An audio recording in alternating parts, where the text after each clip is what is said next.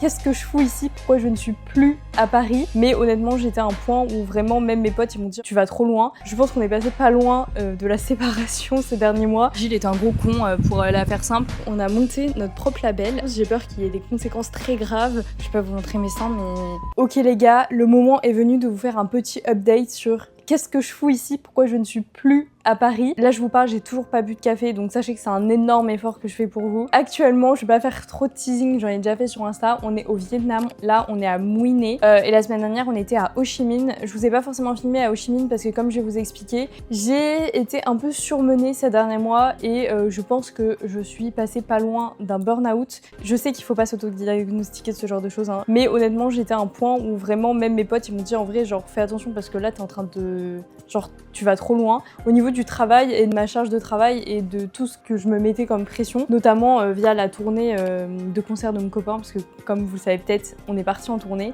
et je vais faire un... enfin je vais vous en parler un peu plus dans la vidéo, mais il y a eu des moments qui étaient hyper compliqués, que ce soit d'un point de vue pro ou de notre couple. Franchement, je pense qu'on est passé pas loin de la séparation ces derniers mois, donc j'ai été moins active sur YouTube, pas forcément que j'avais pas envie, mais je n'avais pas le temps de faire les montages et ça je vous en parle très souvent, mais c'était impossible. Mais là j'avais quand même envie de vous partager un peu mon quotidien quand je suis en Asie, parce que pour ceux qui se souviennent, je suis partie il y a 4 ans en Thaïlande, puis en Indonésie. À l'époque j'ai vécu une rupture pendant ce moment-là, à la base j'étais partie avec mon ex et tout, enfin bref, les vidéos elles sont toujours dispo si vous voulez, mais j'étais quand même dans une phase très triste de ma vie et il me manquait aussi un peu la partie travail, parce que j'étais beaucoup partie avec des amis ou comme je disais avec mon ex, mais on était un peu en mode genre amusement et moi j'aime bien travailler aussi et avoir ma petite routine et être un peu plus posée quand je suis en voyage, donc là c'est ce qu'on fait. Et aussi j'ai commencé à regarder les vidéos de Mathieu le monteur, ça me fait trop rire parce que j'arrête pas d'en parler à Clara parce que c'est un de ses potes. Andy est là et de Sandy Jules et de Maya, enfin bref, et en fait j'ai trop kiffé ces vidéos alors qu'il parle de son métier, du fait d'être monteur vidéo, et moi en soi je travaille aussi vous savez, dans la musique, dans l'influence, dans la créa, je suis agent manageuse et je fais aussi de la création de contenu. Enfin, je sais que j'aurais des trucs cool à raconter, c'est juste que j'arrive pas à vraiment le faire sur YouTube, et donc je me suis dit que c'était un bon format ici pour aborder tout ça et pour aussi vous parler un peu de potin évidemment, parce que je pense que c'est ce qui vous intéresse si vous avez cliqué sur la vidéo. Je sais pas si vous avez remarqué, mais j'ai des énormes coups de soleil. Hier il m'est arrivé des mésaventures, mais n'importe quoi. J'ai cru que j'ai fait une crise d'angoisse, j'ai cru que je faisais une allergie à du saumon alors qu'en fait c'est un coup de soleil, enfin bref. Ensuite après on a vu un rat passer sur la terrasse et on n'a pas dormi de la nuit parce qu'en fait il y a plein de souris et de rats dans le logement où on est, enfin pas dans le logement mais genre dans le toit, malheureusement parce que l'appart est ouf. Mais donc bref, là j'ai littéralement besoin d'un café et on va aller à une sorte d'hôtel un peu plage, enfin je sais pas trop ce que c'est, mais je leur ai envoyé un DM sur Insta pour savoir s'ils étaient ouverts parce qu'il y a plein de trucs qui sont pas ouverts en ce moment, ils m'ont dit que oui. Donc on va y aller, je vais prendre ma liseuse parce que j'ai envie de lire, il y a tellement de vent. Bref, je vais prendre ma liseuse, je vais prendre mon ordi aussi pour travailler un peu et c'est parti. Je vous présente les œufs ici, omelette à la tomate. Oups, ça c'est mon soja, pardon. Moi j'ai un feu, bœuf. D'habitude je prends des œufs, mais là j'ai voulu goûter et faire comme ils font ici, parce que souvent quand on marche, prenez des pâtes. Non mais là on est dans l'endroit où on va boire, on veut aller boire un verre. Et c'est trop beau. C'est pas notre hôtel, enfin notre hôtel. C'est tellement beau. Long, long time ago, I can still remember how that music... On va faire une petite dégustation. Moi j'ai pris le Salt Coffee, c'est vraiment le café au sel, il est trop bon, j'aime trop. Il y a un peu trop de sucre souvent. Toi t'as pris quoi? Un snow coffee, white snow coffee, comme Blanche-Neige quoi. Ah non, snow white. Ah, il est bon. Il est bon, mais je peux goûter, tiens. Ouais, il est pas si sucré que ça je trouve, comparé à d'autres qu'on a goûté qui étaient... Ah c'est bon. Ouais non, il y a pas de sucre toi. J'ai envie de goûter la crème, j'adore la crème. En gros, dans la crème il y a le sel et dans le café il y a le sucre. Et en fait une fois je suis passée pour une conne parce que je leur ai demandé de faire le café sans le sel, sans la crème, mais parce que je pensais que le sel était dans le café. Bref, vous avez rien compris. Mais c'est vachement bon, c'est trop marrant.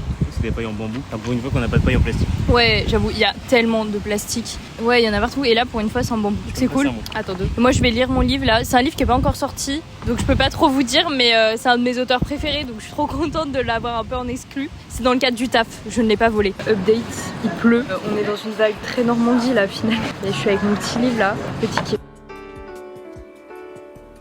And I knew if I had my chance that I could make those people C'est posé sur le chemin, on a trouvé un petit truc à manger. Je pense qu'on va aller dans un café que j'ai repéré et là pour le coup je dois finir mon montage malheureusement, même si j'aurais préféré finir mon livre. T'as fait quoi ce matin? Ce matin, j'ai fini un montage. C'est un teaser, enfin c'est une sorte de sketch pour teaser Pourquoi tout changer, le son qui est censé déjà être sorti. Et là, il faut que je finisse le montage du clip qui doit sortir 2 jours après la sortie du son. Peut-être qu'il sera aussi déjà sorti à ce moment-là. Allez le voir. Donc voilà, on vous laisse, on mange. be happy for a while. But February made me shiver with every paper I deliver. Ok les gars, je vous retrouve avec mon petit café. Le cadre est trop stylé, juste il y a plein de bruit, donc j'espère que ça vous dérangera pas trop. Je vais essayer peut-être de vous protéger comme ça. C'est assez rare, mais là j'ai pris un café au lait d'avoine. Mais je sais pas, c'est marrant, il a pas le même goût que le lait d'avoine, donc j'ai eu peur qu'il se trompe. Mais elle m'a dit que c'était bien du lait d'avoine. Et vu qu'on est posé, je me suis dit que c'était le bon moment pour vous parler un petit peu de mon surplus de travail que j'ai eu ces derniers mois. Parce que j'ai fait vraiment n'importe quoi. Je sais pas si vous me suivez depuis longtemps, mais j'ai toujours eu un rapport au taf qui est un peu compliqué. Enfin, qui est pas compliqué, mais genre je travaille énormément, j'aime trop taffer, mais je sais rien faire d'autre que taffer. Enfin, et j'ai toujours besoin de faire quelque chose. Genre depuis toute petite, je fais tout le temps 10 000 trucs, tout le temps, je suis tout le temps en activité. Et j'ai toujours réussi à plus ou moins tout gérer, plus ou moins facilement. Sauf qu'à la rentrée, il y a beaucoup de choses qui se sont intensifiées, notamment parce qu'on a fini nos études avec mon copain et on a commencé à préparer une tournée. Donc c'était trop bien, on a fait genre 7 à 8 dates en France. Mais il faut savoir que c'était énormément de stress. Pas forcément en termes d'orga, parce que ça, on était accompagnés, on a bossé avec un tourneur. C'était plus le fait de remplir des salles qui était hyper stressant, de devoir constamment gérer plein de trucs en même temps. Et aussi, la première date qu'on a fait, c'était à Lyon et il y a eu beaucoup de galères, notamment en vrai le vigile est un gros con pour la faire simple et il a refusé des gens et tout, enfin ridicule. Heureusement on n'a pas eu ce souci au départ et vraiment il n'y a eu aucune galère sur les autres concerts, sauf que ça nous a donné un avant-goût horrible de la tournée. Pas que la date à Lyon était nulle, mais en fait il y avait tellement de trucs qui allaient pas pendant cette date et qui n'étaient pas liés à nous qu'on s'est dit mais en fait ça va être ça tout le temps, genre on va passer 2 mois à être genre tout le temps stressé. Et en fait moi je sais très bien gérer mon stress, on met sur des trucs qui me concernent moi. Genre s'il m'arrive des trucs chiants, genre où il y a un truc relou, je vais râler 5 minutes, mais après je vais passer à autre chose, c'est pas grave. Mais quand ça concerne des gens qui ont payé leur place et tout, moi ça y est, je nous voyais déjà carrière enterrée, des TikTok sur nous en disant qu'on est des gros connards et tout, alors que c'était pas de notre faute. Et en fait ça nous a trop stressé et ça a aussi énormément affecté notre couple à cette période parce que tous les deux on était mal, donc on dormait trop mal la nuit, on faisait que penser à ça, on avait l'impression que tout allait mal se passer. Ça reste des concerts, genre c'est pas gravissime, mais en fait justement c'est ça, c'est que vu que c'est des gens qui payent leur place et que c'est des gens qui viennent et qu'il y a une sorte de notoriété aussi, bah on veut pas décevoir les gens en fait, et on s'est mis beaucoup trop la pression sur ça et ça a affecté, ouais, comme je disais, même notre couple et tout. Franchement il y a eu un moment je pensais qu'on allait se séparer quoi. D'ailleurs si vous avez envie que je vous en parle un peu plus de cette phase, de comment on a fait un peu pour surmonter ça, je pourrais grave le faire dans une prochaine vidéo, il y a pas de souci, parce qu'en soi c'est pas des trucs hyper confidentiels, genre il s'est pas passé des trucs de ouf, c'est juste qu'en bossant ensemble vraiment c'était hyper dur et en fait vu qu'on était tous les deux mal, ça nous entraînait dans le mal-être entre guillemets et ouais en fait genre c'était une énorme pression sur plein de choses de notre vie. Plus bah moi à côté je me mettais la pression sur les réseaux, en plus il y avait mon taf à côté, enfin en fait il y avait tellement de choses. En fait je finissais par me lever le matin et juste avoir envie de pleurer, et c'est pas que j'arrivais à rien faire, mais j'avais aucune motivation de rien faire, genre j'arrivais pas à voir le bout du tunnel de... Enfin vraiment c'était surtout le mois de décembre, c'était vraiment dur et heureusement qu'il y a eu les vacances de Noël, genre j'ai pu me ressourcer et voilà. Et il y a aussi un truc, c'est que je travaille énormément en distanciel comme je le disais et j'ai énormément de messages, et en fait c'est un peu un truc où en fait j'ai une grosse partie de ma vie qui est sur mon téléphone et j'ai rien contre le téléphone, c'est juste que bah en fait les gens peuvent te contacter tout le temps, n'importe quand, tu peux pas couper en fait, sauf si t'éteins ton tel.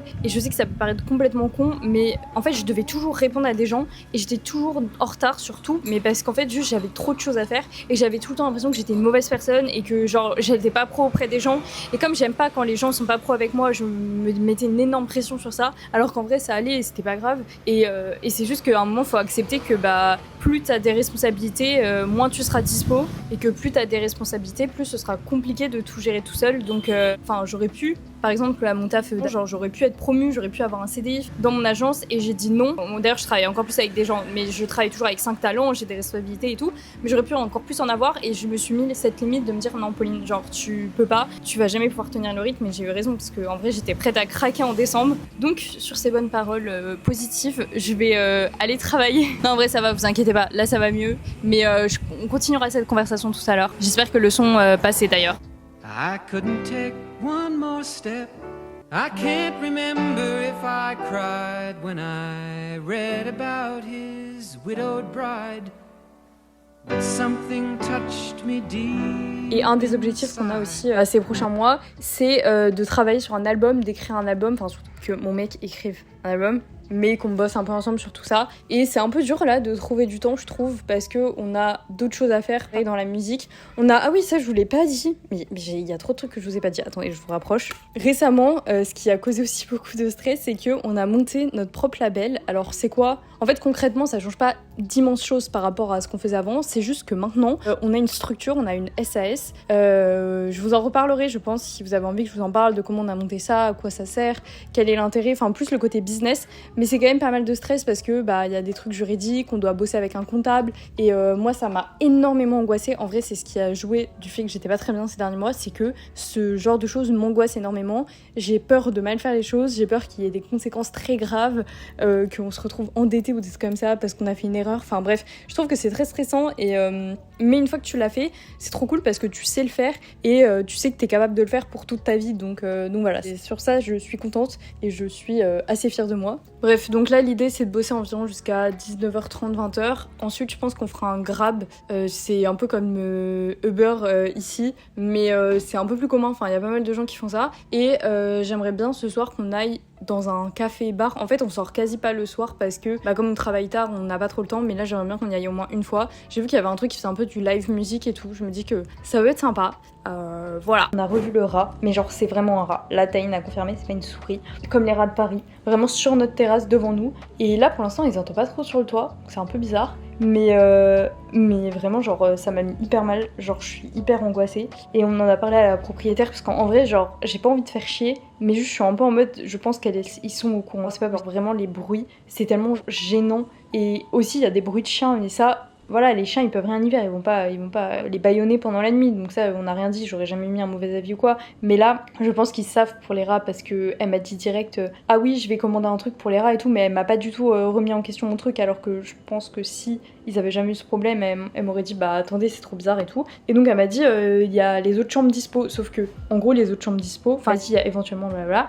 Sauf que mon problème, c'est que on a pris un peu ce logement qui est trop beau, genre qui est hyper stylé d'ailleurs, il était plus cher que les autres chambres, pour pouvoir créer du contenu. Et l'idée c'était d'en faire deux, parce que là on n'a pas eu le temps, on était trop dans notre taf. Et en gros elle m'a dit en fait si vous prenez l'autre chambre, vous devez nous rendre celle-là. Mais je suis un peu en mode ouais, mais genre en journée il y a pas de souci quoi. Voilà, c'est un peu relou. Genre c'est même pas une question d'argent parce qu'en vrai je m'en fous de mettre dans l'autre chambre et tout, même si c'était une chambre genre grave moins bien. Mais c'est plus enfin je trouve ça dommage vu que je voulais créer du contenu. Bref, c'est des problèmes, t'as peur, mais c'est surtout vraiment je suis phobique quoi. Genre je vous jure cette nuit j'ai pas dormi. Genre en fait je suis persuadée, je vois des rats partout, j'ai l'impression que qui me suivent et tout, mais c'est pareil à Paris, hein. Dites-vous que quand on a pris notre appart, la première question que j'ai posée à notre propriétaire, c'est est-ce que vous avez déjà vu des souris ? Il m'avait regardé en mode meuf t'es bizarre, genre il nous avait toujours pas choisi, hein. J'ai juste dit écoutez, nous on est trop motivés pour prendre l'appart, mais juste est-ce que vous avez déjà eu des problèmes de rongeurs ? Parce que je vous préviens, s'il y a des rongeurs, nous on part direct. Non, j'en ai jamais entendu parler, et du coup on n'a pas de rongeurs,